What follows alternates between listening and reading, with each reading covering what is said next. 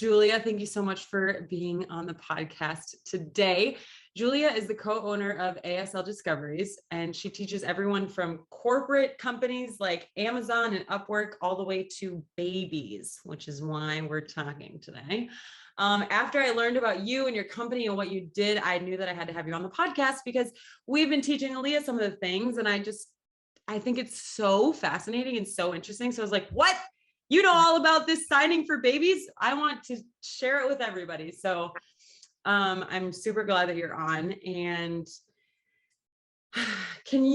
let's just start with, can you talk about how did you start teaching sign? And then we'll get into all the baby questions, but I just want to know about you and like where people can find you on social media and just more about what you do.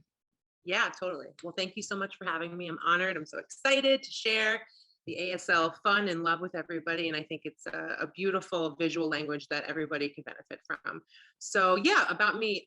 So I won't be too lengthy here, but when I was a little girl in elementary school, I remember seeing a deaf self-contained classroom in my school.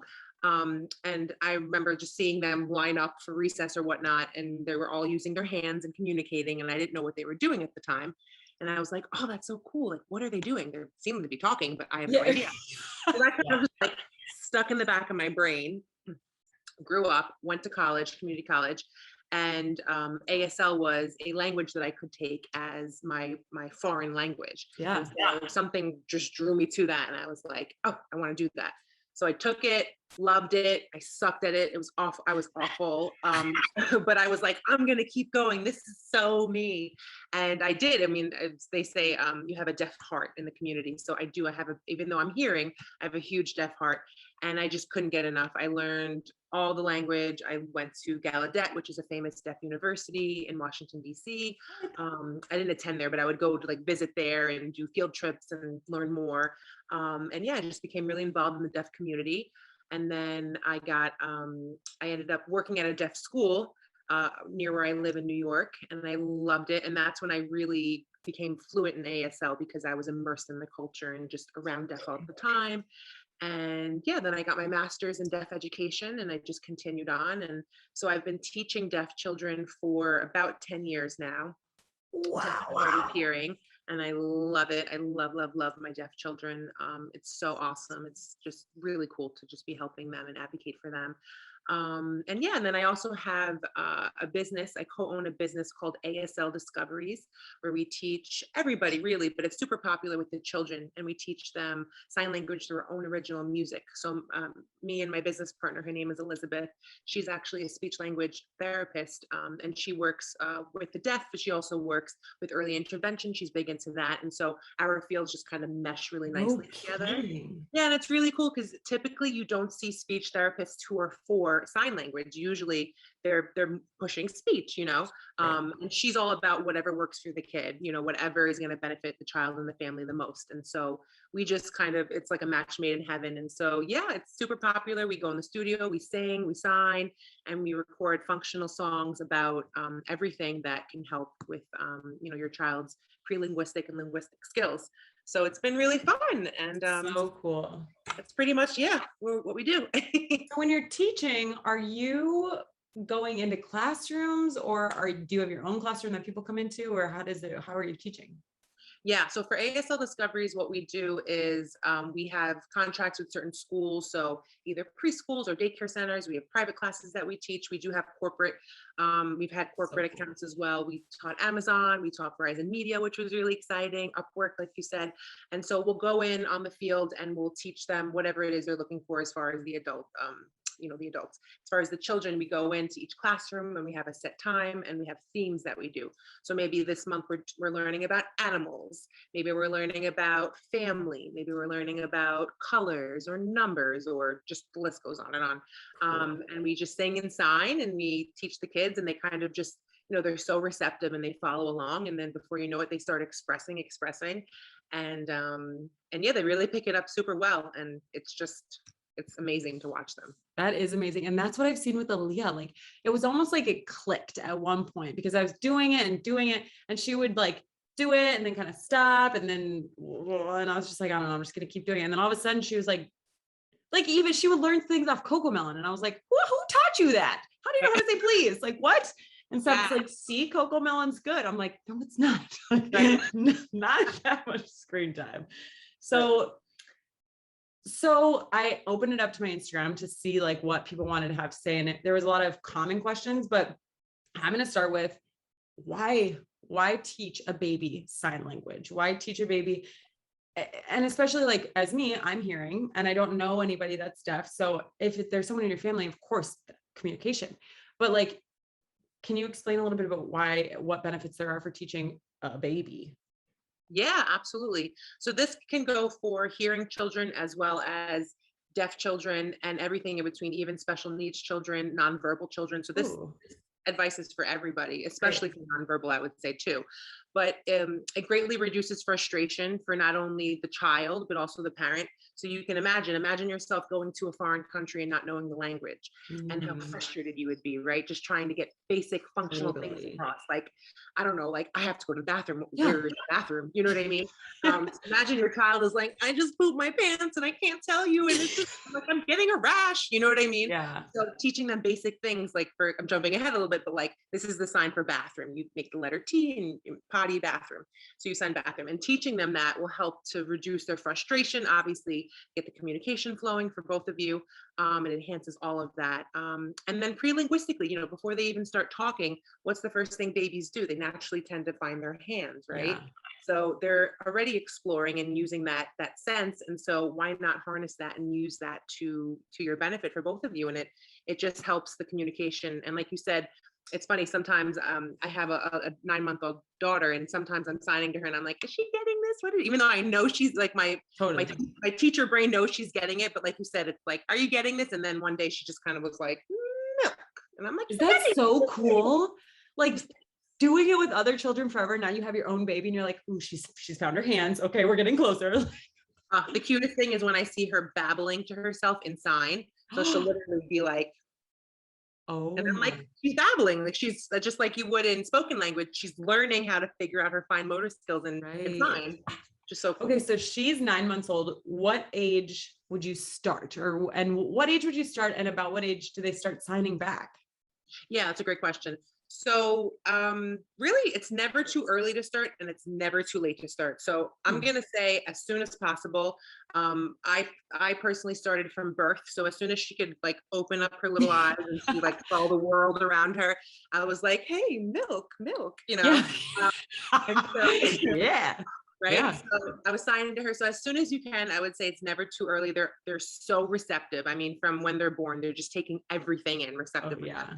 But then again, you may have, you might be a parent listening and you're like, oh my goodness, my child's 2 and they're kind of having some speech difficulties. Like, can I start? Is it too late? It's never too late to start. You can always start. Especially with the older ones, it's because they're older and they're more cognitively advanced. They may pick it up a little bit quicker.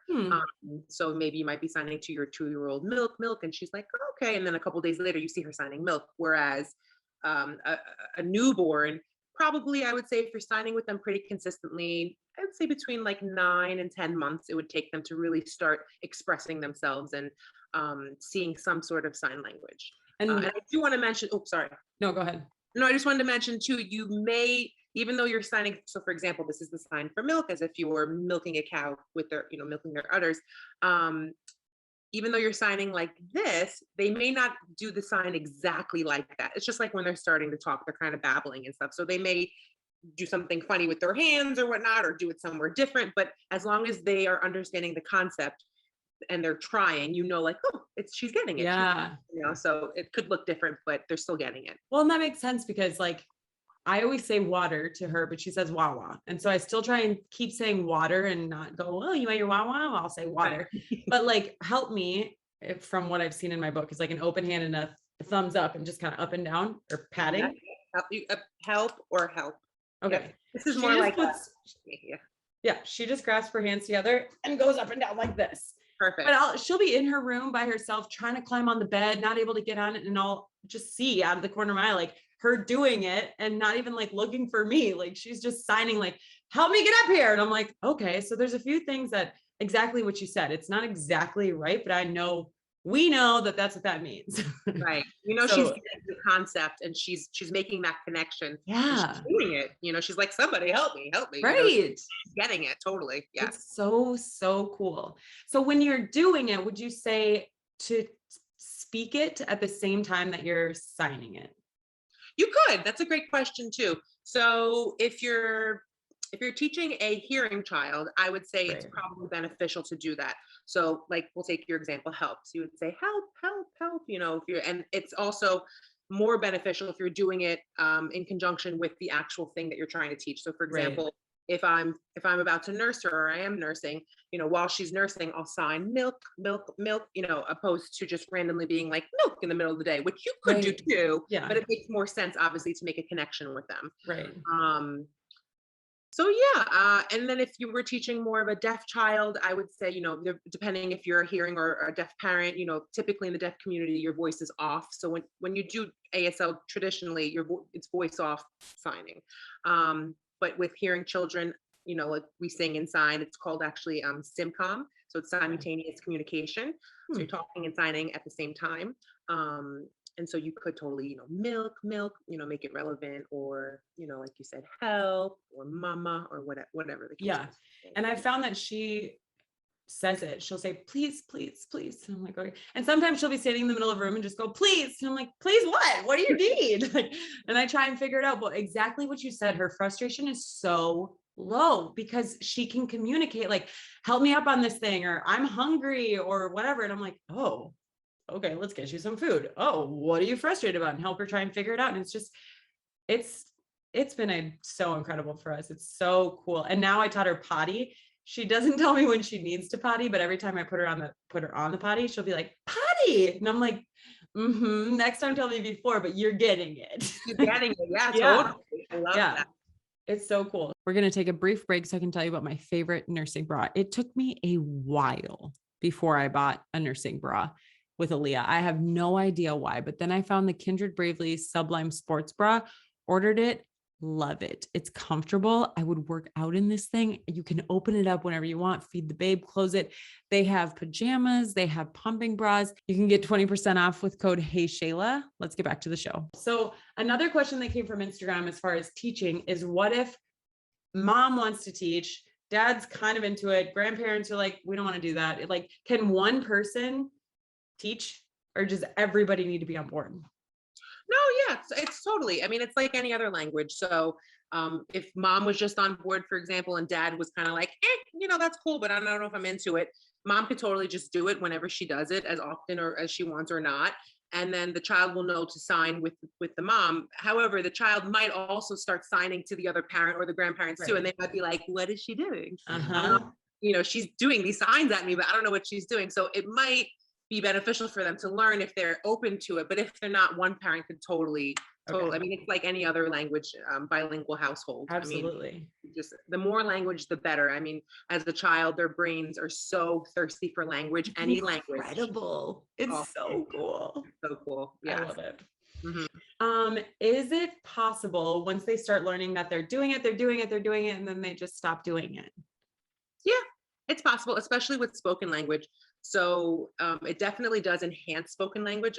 A common misconception actually is that a lot of parents come to me and they say, I don't know, they're a little hesitant about teaching their child sign language because they don't want it to inhibit their speech. They think that if they learn sign language, like, oh, they probably won't want to talk then, or they'll become lazy in that sense and, not, just be signing. And actually the opposite is proven, that sign language actually helps. If anything, it supports spoken language faster. Yeah.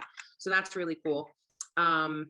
I just had total mom brain. What was your question? That was perfect, because a ton of people ask that. And it's always a concern as a parent. You're like, cool, I want to do this thing, but can it hurt my baby? And you're like, right. Yeah. And if people are saying, oh yeah, they're going to want to sign or whatever, you're like, no, it's going to help. It's going to do that's. Yeah, I think that's awesome to know. Yeah, it'll help bridge, but that was my point, right? It'll help bridge the gap. And then it is very possible and likely sometimes that when kids get a little bit older, they do tend to drop the language a little bit and then just take off with a preferred language. Right. But if you continue to sign with them, there's no reason why they won't continue to sign back with you unless they're just like, I don't feel like signing, but no, totally. Same with any language though. And I love that you keep comparing that, because that I don't know, just that connection makes more sense to me. I'm like, oh yeah, one bilingual parent could teach Spanish or whatever. And if they stop using the Spanish, then the kid's going to start speaking more English or whatever. And so that, yeah, that's Yeah. awesome. And they'll code switch too. So if one parent is doing ASL, one's doing Spanish or English or whatever, they'll know to speak to that parent in that language when they develop and they get old enough. Yeah, it's so cool. That is so cool. So this is a side note, but I was a psychology major, and we learned that when you learn two languages as a baby, or as like bilingual, like from birth, it's stored in the same part of the brain. When you learn it later, it's stored in different parts, and it references the primary language or the first language. Isn't that wild? That's cool. I know. So it's like more innate versus like a constant translation. Huh. What? I love that. I'm such a nerd for that stuff. I love it. Love it. Okay, so what would you say is, let's go into like, so we talked about how to teach them. If you want to, you can do it verbally as well as the signing. I feel like I'm doing more with my hands than I normally do. But what are good words to start teaching kids? Like, what would you say are the top, I don't know, 5-10 words? And obviously this is, some people are going to be watching this as a podcast. So maybe give some references for where, I mean, you could probably just Google the word. Yeah, I mean, YouTube is totally your friend. I mean, you could YouTube anything in the world. So I would say I'll try my best to explain some of them, but the placement and the movement and stuff. But if there's anything you're confused about, I would say totally just pop it into YouTube or just do a quick Google search and it'll, or just find this video on YouTube. Right. Yeah, just come watch us on YouTube. But if you're watching on audio, you can Google. But I just wanted to know kind of like the starter words. Yeah. So I would say for basic functional vocabulary, you want to go with everyday functional words, right? So I would do mama. So it's the number 5 on your chin, mama. Okay, tapping with your thumb. Yeah. Okay. And then dada is the same thing, except you would do it on your forehead here. Huh. Okay. Mama, dada, yeah. Milk, I know we mentioned that one. Milk looks like you're milking a cow. Yeah. Eat is a great one. Eat, it's also the same, the sign is the same for food. So you could do eat or food depending on context. Okay. So it's like you're putting food to your mouth. More, so you would take the same hand shape and you would kind of put them together like this for more. Right. Yeah. More. Another great one is all done or finished. So you take your number 5s and you kind of wave them out like all done, finished. I use this all the time for everything. So nice. Yeah. Bathroom is another great one. Take the letter T and you shake, shake, shake. And if you really want to be fancy, you could do poop. Poop. So it's like laboratory versus potty. Like a poop coming out. I mean, this is like generic potty. So we do elimination communication, EC here. Yeah. And so I've been really cool. I've been using the sign, I've been using potty with them, and I've been doing a sound association with it up until now. So when she pees, I'll go psst, and then poop, I'll go. Yeah. And now that she's 9 months and she's starting to make the connection with words, I'm separating them. So I'm actually saying pee for pee, like this bathroom. And then when she poops, I'm doing the sign for poop because there is an actual sign for it. So I can poop. And she goes, the little grunting. I love it. I know. Like you're getting it. Yes. Oh, that's so exciting. Is there anything else awesome? Let's see. Oh, a bed. If you want them to for nap time or sleep time, bed or sleep, like they're falling asleep. And then something else that's just fun and awesome is love or I love you. You can make the I love you sign. I think that's beautiful to do. How long do you think it'll take before they can do that? I would say over a year old. I mean, fine motor skill wise, probably between 1.5 years and 2 when they can like actually do this. Right. Like they can figure this out. Cause I've seen kids like, and they might do some variation of it, but by 2 years old, they should be able to be like, yeah. And then anything else that's specific to your lifestyle. So if there's a certain person that comes around all the time, like grandma, so it's like mom, but 2 of them, so grandma, or grandpa or pop or whoever comes around. Yeah. 2 dogs that she like is fascinated with. So we saw dog, like the dog scratching your ears, dog. whatever's specific to you, if your child has a special bear that they love to sleep with, you could sign bear or whatnot. So, those are more specific things, but I would say those are good, like functional, basic vocabulary words to start with. I love that. Yeah.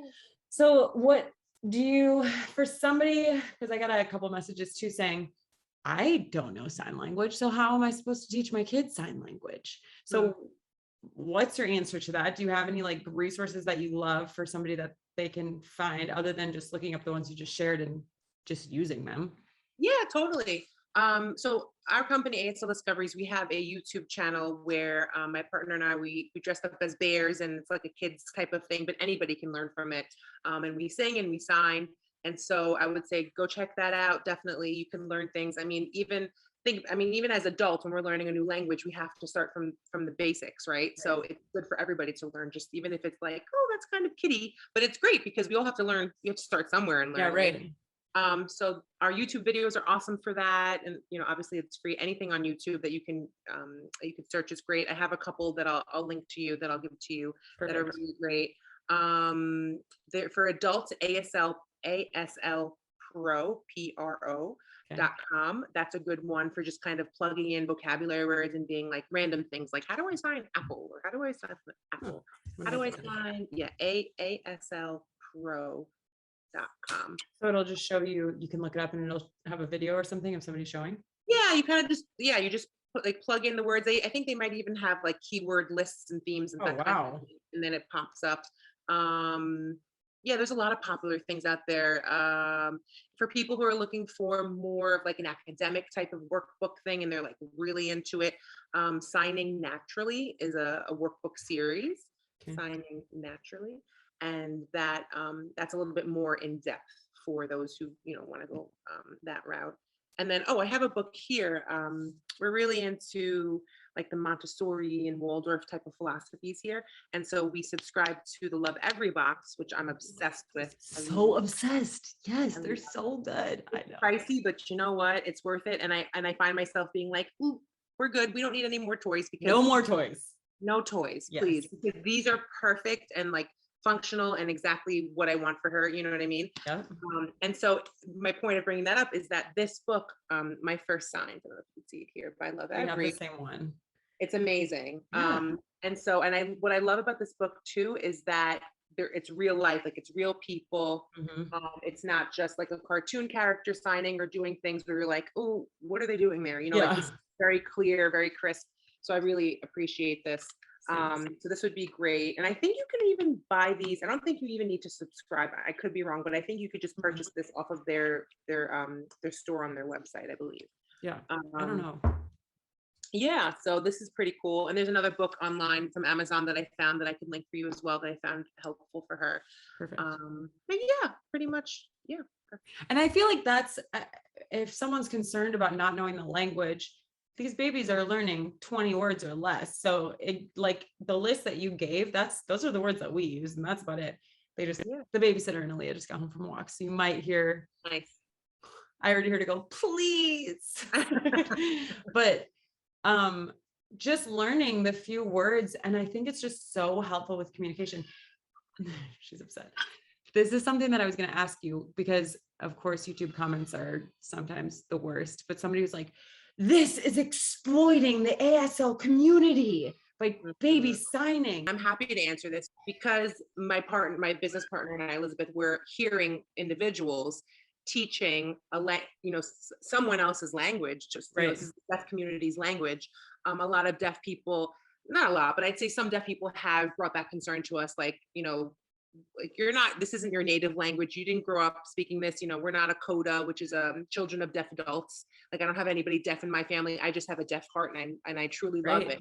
And, to rebut that, I kind of say, we respect your language, we respect your culture. We're not trying to take anything away. In fact, what we're trying to do is highlight your language and show people this beautiful visual language. And I truly wish more people would take the initiative to learn this, because when you see a deaf person out, instead of being like, ooh, I know a lot of people are like, oh, signing. They're like, oh, what are they doing? You Yeah. know what I mean? Like, you don't want to stare. You know, if they really learned about the culture and learned even your ABC, something basic where you can just finger spell things and you can Yeah. communicate that way. You know, I can't tell you how many deaf people I've met out, and just when I start signing to them, they're like, oh, you know sign language? Like, Right. again, going back to my reference before, but if you're in a foreign country and nobody knows your language, and then all of a sudden you're like, oh, we same us Yeah. together. You know what I mean? Yes. You feel a connection. You know what I mean? It's like, oh, Absolutely. somebody can understand me. You know, so we're not trying to take anything away from them. If anything, we're just trying to highlight, enhance, and prop them up. You know what I Right. mean? And we do. I do want to put out there that we proudly employ deaf and hard of hearing people. We've had awesome deaf and hard of hearing people on our team that have taught for us, gone to Amazon, gone to Verizon Media, done things with us too. And we give them all those opportunities to teach about their culture and the community, because it's not my culture, it's not my community, but I'm so in love with it that I just want to share it with the world. And I want us to, you know, help each other. You know what I mean? Yeah. So. Great. Thank you for answering that, because I was like, I saw it and I was like, I don't even know. Yeah, it's a thing. It could be a thing. It could, but I mean, it's so sad to me. It's like, I'm not trying to take anything away from you. You know, I'm trying, you know how hard it is for deaf people to find employment? It's so hard. Oh, right. I can't, right. I've never thought of that. Just think about it. If your employer is not deaf friendly, I mean, there's only limited things that they could really do. A lot of deaf people, they work in warehouses, so they don't have to communicate. They work overnight shifts. You know, they work in a lot of customer service industries where you're not face to face because it's hard for them to communicate, you know? Right. So we're trying to employ as much as possible so that we can give those opportunities to deaf, because they're just like me and you. They just can't hear. That's the only difference. And I love that you're going into these corporate companies, or that the corporate companies are having you come in to like teach there as well, because I think that's something that I always try and make sure that my YouTube videos have captions for that reason. Exactly. Because it's, I mean, yeah, just for access for everybody, you know, just because they deserve it as much as we do. You know, it's, I mean, it would suck if I didn't understand what was going on in the world, because we live in a hearing world, and so they have to adapt to our world. Right. You know what I mean? So it would just be awesome if we could all just learn a little bit to accommodate them. You know what I mean? It's just a beautiful thing too. And then when you get into the whole thing about children and teaching them and showing them that we're all different, but we're the same. And like, it's awesome to like learn other languages, and just, you know, it's just, there's so much, it's so rich and beautiful, you know? Good. Thank you for answering that. Yeah, of course. All right, we're going to take a brief break so I can tell you about a company that I'm affiliate with. It's one of my favorite baby carriers, and it's called Tush Baby. And Tush Baby is perfect for when your baby wants up, down, up, down, up, down. This thing is fantastic. It is a belt with a seat, and your baby can sit facing you, facing outward. She loved this thing in Target, which surprised me. I used it in the morning.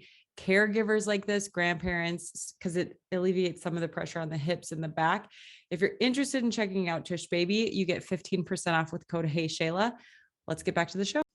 Besides the delayed speech, is there anything, any other like a common misconception that a lot of people think is that if you know American Sign Language, that it's universal. Like, I could go over to. I wanted to ask you this, but I felt really dumb asking you this. My sister and I were talking about, we're like, it's American Sign Language. So I was like, I'm pretty sure it's just, well, American's not a language. So I think it's just English Sign Language.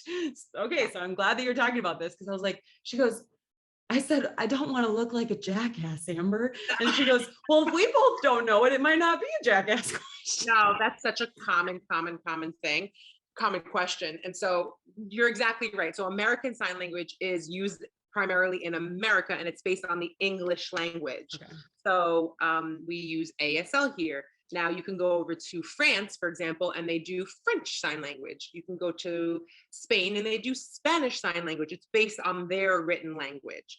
And so it's completely different. So I had a student years ago who came from China, and he knew Chinese Sign Language. I know American Sign Language. Yeah. We didn't know what the heck we were talking about. You couldn't communicate? What? It's not even kind of the same? No, totally different. Totally different. Like I don't even know. I don't know Chinese Sign Language. So I was like trying to figure it out, and he had a Chinese interpreter with him. So we worked it out, but I taught him ASL, and then, you know, he picked it up pretty quickly. But it was really cool to see how between the two different sign languages. So even though it's a visual language, it's all different. And even, in fact, even in America, you know, geographical too. So I'm on the East Coast, No. so we could sign, like, I know we sign dog, like we tend to sign dog like this, which is more like puppy or that kind of thing. But I know other places they sign dog more like slap on your knee and snap. So dog, dog. There's So different there's like signs. dialects. Yes, exactly. Stop. Exactly. That's Exactly. fascinating. Super cool. Yeah. And Yep. I guess naively just assume that because it's like, I mean, you're literally signing what, like, I'm hungry or I want to drink or whatever. I guess mom and dad's not super intuitive, but like, I Yeah. was like, oh, I'm sure they could kind of communicate, but that's wild. Yeah. Yeah. Very Wild. cool. That is super cool. Yeah. As the kids get older and they're learning sign language, they stick with it or they don't. But when can you start linking words? Like, I want to be like, do you want more water? Or Mm. do you just start that from the beginning too? Or what do you? No, that's a really good question. So I would recommend, what I've seen to be the most effective is to start with the root word. So whatever the Okay. basic word is. So for example, if you're signing food, right? You're showing your daughter food, food. Here's you're feeding her. She sees it, makes the connection of the food. You're Yeah. signing food, food. You want a food? You want food, food, food, right? Oh, Yes. food. You're Yep. doing food, and then once she gets that, then I would take the next step into a two-word command. So maybe food, please. Right? Okay. Food, please. So we're stepping into manners then, or requesting, or more. You want more food. Oh, more food, please. Once she starts getting that, then you can start linking those and becoming more like 2-word, 3-word phrases. Right. And then you just keep going, and then you keep going where, Right. if you wanted to, I mean, you'll be having full-blown conversations when she gets old enough where she's doing that for Right. sure. Well, and I love that you're not giving like an age, because I think a lot of developmental stuff is, because a month when they're a baby is a huge amount of time, but like in the scheme of life, it's not. But I mean, they can grow so much in a month. So you're saying once they've landed a word, then start playing with adding more to it, I would absolutely. whenever that is. I mean, could you go right into like more food, please, when they're a month old? You could, but Yeah. that's a lot for them to, while they're taking it in, they might be like, ooh. Yeah. I mean, even spoken language, I've learned that everything kind of sounds like one long continuous word, right? So if you break it down, and me in New York, I'm like, blah, blah, blah, blah, blah, Yeah. blah.